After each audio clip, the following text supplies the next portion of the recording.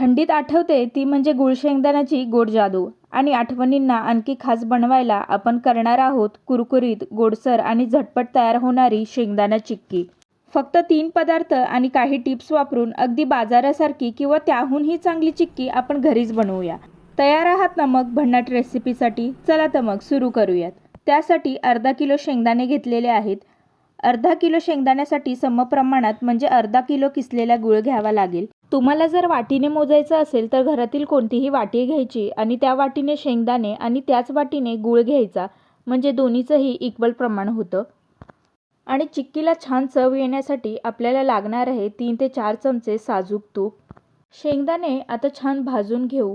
भन्नाट टिप्स आणि सोप्या रेसिपीजसाठी माझ्या चॅनलला सबस्क्राईब करून बेल आयकॉन प्रेस करा, कारण पुढच्या रेसिपीज अजूनच भन्नाट असणार आहेत. शेंगदाणे कुरकुरीत भाजले गेलेले आहेत. त्यांना आता पूर्णपणे थंड करून घ्यायचं आहे. शेंगदाणे थंड करण्यासाठी एखाद्या मोठ्या भांड्यामध्ये पसरवून ठेवायचे. शेंगदाणे व्यवस्थित थंड झाले की त्याच्या साली सहज काढता येतात. चिक्की सेट करण्यासाठी मी इथे बटर पेपरचा यूज करणार आहे, म्हणून मी इथे बटर पेपरला तूप लावून घेते.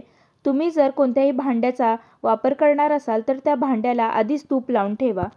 सर्व शेंगदाणे थंड झालेले आहेत. ते असे हातावर चोळून त्याच्या सर्व साली काढून घ्यायच्या आणि तळणीसाठी आपण जो झाऱ्या वापरतो त्या झाऱ्यामध्ये ते शेंगदाणे घालायचे आणि असं त्याचा कचरा खाली पडतो आणि शेंगदाणे वर राहतात. म्हणजे खूप कचराही होत नाही आणि शेंगदाणे आणि त्याच्या साली इझिली सेपरेट होतात. आहे ना कमाल टिप? या शेंगदाण्याचे आपल्याला आता 2 ते 3 तुकडे करून घ्यायचे आहे. त्यासाठी कॉटनचा असा कोणताही कापड घ्यायचा आणि त्यामध्ये सर्व शेंगदाणे घालून एकत्र करून त्यावर बेलण्याने हलक्या हाताने मारून घ्यायचं.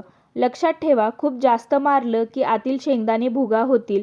आपल्याला थोडे अक्के आणि थोडे तुटलेले असे ओबडधोबड शेंगदाणे हवे आहेत. ते झालं की एखादं भांडं गरम करायला ठेवायचं आणि त्यात सर्व गूळ घालून वितळवून घ्यायचा.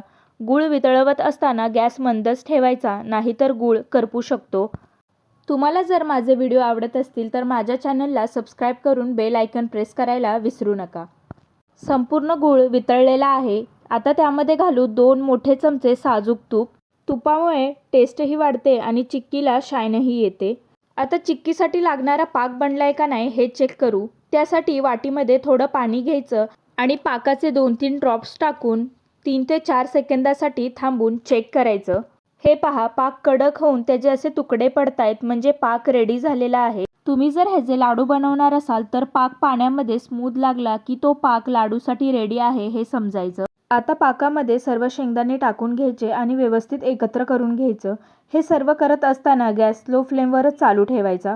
गुळाला जर हीट मिळाली नाही की वातावरणातील थंडाव्यामुळे मिश्रण घट्ट बनायला सुरुवात होते, मग त्याला व्यवस्थित सेटही करता येत नाही.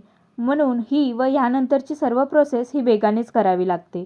मिश्रण व्यवस्थित एकत्र झालं की गॅस बंद करायचा आणि हे सर्व मिश्रण तूप लावलेल्या बटर पेपरवर टाकून घ्यायचं. तुम्ही जर भांडं वापरणार असाल तर ते सर्व मिश्रण भांड्यामध्ये टाकायचं आणि एखाद्या वाटीच्या बुडाशी थोडंसं तूप लावून मिश्रण तुम्हाला चिक्की कशी जाड पातळ हवी त्याप्रमाणे पसरवून घ्यायचं.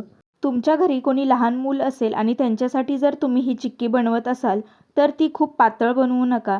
ती जरा जाडच ठेवा, म्हणजे लहान मुलांना सहज खाता येईल. मिश्रण व्यवस्थित टाकून त्यावर आता दुसरा बटर पेपर टाकून बेलण्याने व्यवस्थित पसरवून घेतलेला आहे.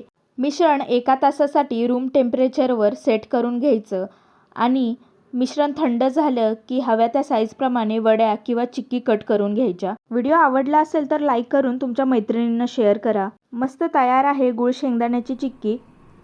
तुम्हीही घरी करून पहा आणि एन्जॉय करा.